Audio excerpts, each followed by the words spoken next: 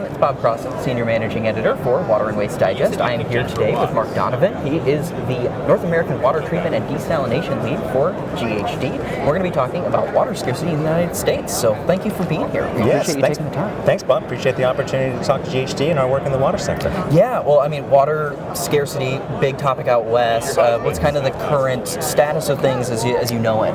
Yeah, it's, as you may have heard in recent news articles and whatnot, we're in the midst of a 1,200-year drought. Dam levels are critically low.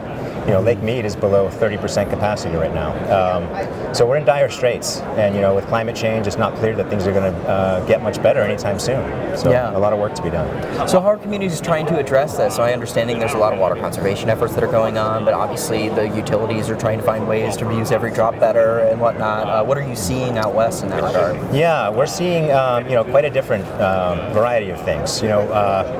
At GHD, some of our clients were able to help with in planning aspect.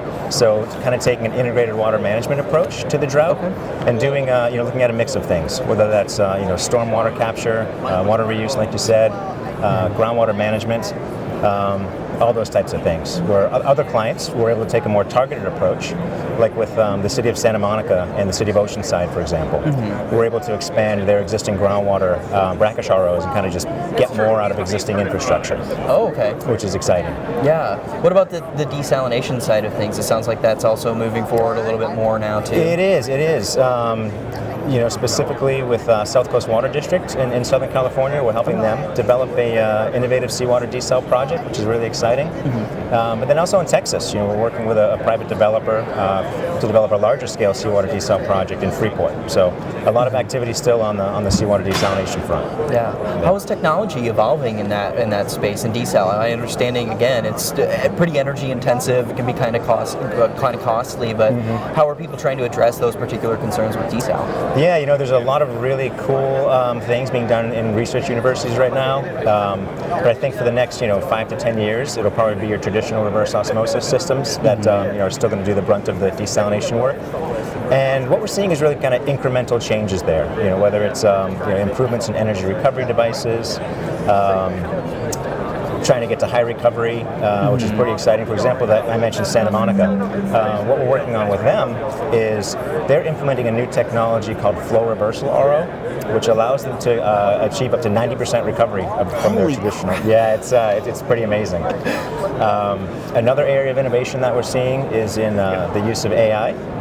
So with our colleagues at GHD Digital, we're working on a USBR grant with Water Replenishment District of Southern California to really use artificial intelligence and machine learning to enhance and optimize existing groundwater RO systems and potable reuse systems. Yeah. Wow. Incredible. Yeah. It's crazy how far technology has come in the past couple of years. It's great. It's great. And it's not all about the membranes and things like that.